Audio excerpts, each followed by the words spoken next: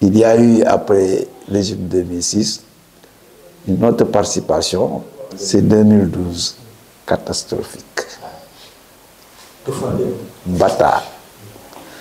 Ah oui, ça fait rigoler, mais ça fait pleurer.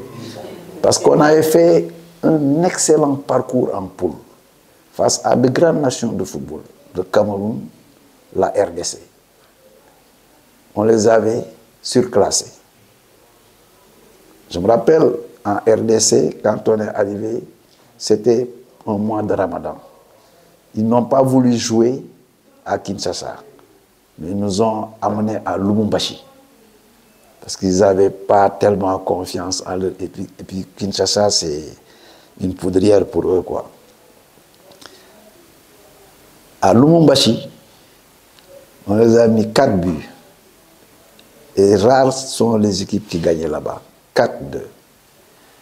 Avec un groupe, si vous vous rappelez, les Issiardia, tout ça, les Mamadou Niang. Donc, je crois que ce parcours-là, c'était un des meilleurs parcours. L'actuel groupe du Sénégal a fait ça. On a gagné aussi le Cameroun à Dakar, 1-0 au but de Dembaba, à la dernière minute. Ensuite, on a fait match nul avec un arbitrage de l'arbitre angolais là, qui a même accordé un pénalty raté par Eto'o au Cameroun. Mais sur ce plan, il faut dire qu'en Afrique, il faut des moyens solides et une tête même, je dis, d'acier pour pouvoir résister et dépasser certaines entraves. Donc, aujourd'hui, j'ai dit que ce parcours-là, on sort avec un match nul, 5 victoires.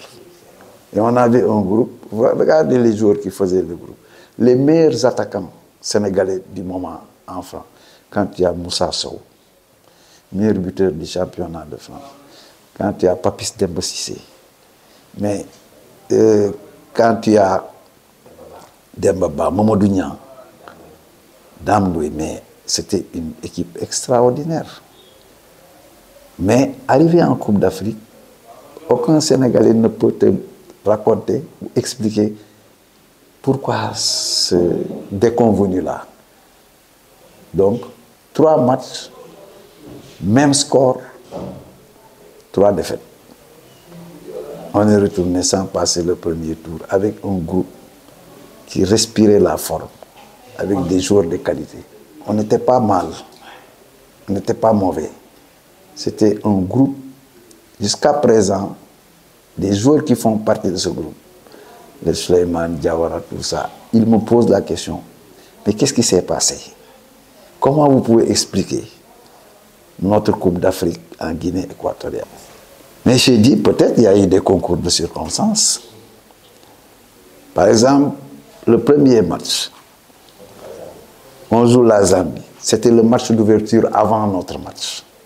La Guinée équatoriale jouait une équipe comme la Libye sur leur terrain.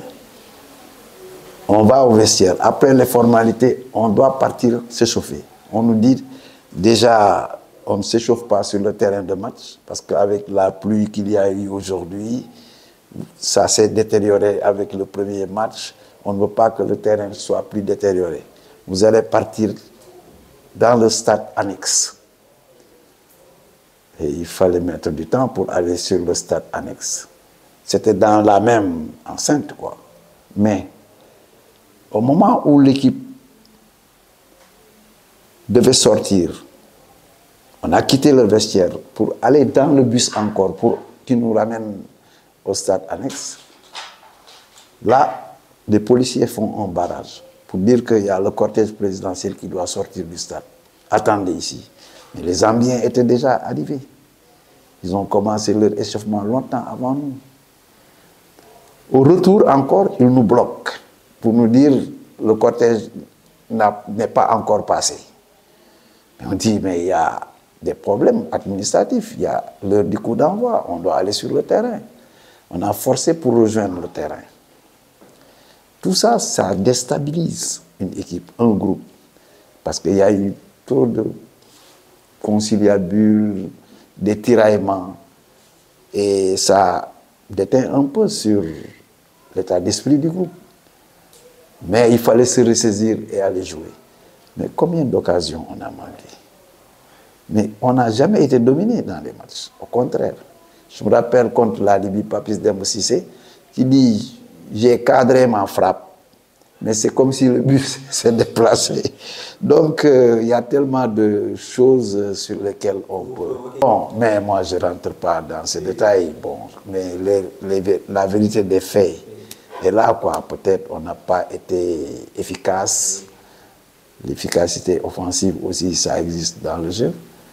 Comme on l'a vu, la Guinée équatoriale contre la Côte d'Ivoire, c'est une efficacité offensive. Et sur un joueur, ainsi.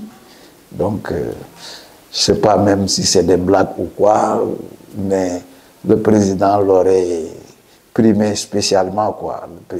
Le fils de l'ancien là, Guéman. Il a donné 100 000 euros. C'est 65 millions. Hein. Donc, pour voir le football et son impact dans la société. Donc aujourd'hui, je crois qu'on a... Bon, la fin n'était pas belle, mais c'est ça, c'est la loi du sport. Et le Sénégal a continué sa trajectoire, même si on a raté quelques cannes comme 2010, 2013. On a raté ces deux trucs. Mais le Sénégal est arrivé petit à petit. Donc, il y a eu une patience, il y a eu un projet qu'on a suivi, il y a eu des progrès. C'est comme ça que j'ai parlé de processus. Il ne faut pas décréter des choses, il faut planifier. Et peut-être on est dans ça. Le terrain ne ment pas.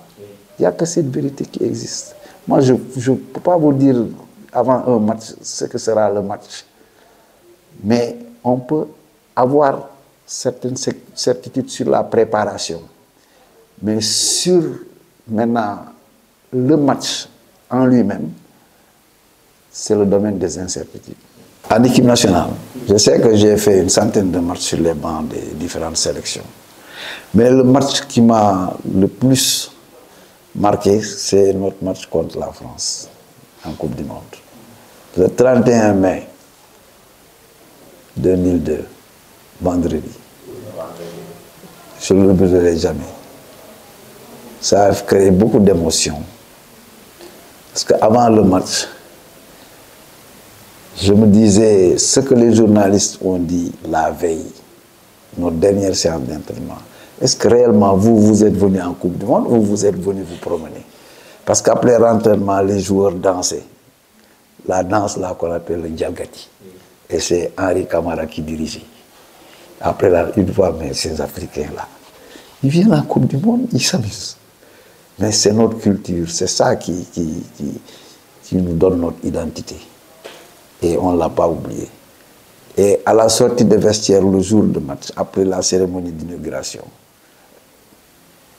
la cérémonie d'ouverture, je vois les jeunes que les joueurs devaient tenir pour entrer dans le stade. Quand les joueurs sénégalais, sortis en premier, avaient pris ces jeunes et s'amusaient avec eux, quand les Français sont venus, ils étaient de glace. Ils n'ont pas pipé un mot, ils n'ont même pas pris le temps de regarder un peu ces jeunes Coréens-là qui étaient là avec les yeux hagards. Tandis qu'un groupe s'amusait avec les Sénégalais, les autres étaient là d'une manière placide. Donc, ça montre que c'est des Sénégalais qui jouent dans le championnat de France, en grande partie, qui jouaient avec des joueurs français qu'ils connaissaient. Et vraiment, la stratégie mise en place sur ce match-là était bien préparée des semaines, je dirais même des mois avant. Le repositionnement d'Aliou Cissé devant la défense comme essuie-glace, ça ne s'est pas fait comme ça par hasard. C'est des études qu'on a eues pour avoir un axe central plus haute avec Pape Malick et Lamine Diatta. Maintenant, sur les flancs, Maintenant, faire tout pour que la France ne rentre pas avec ses lettres, les Lisa Rosou et autres.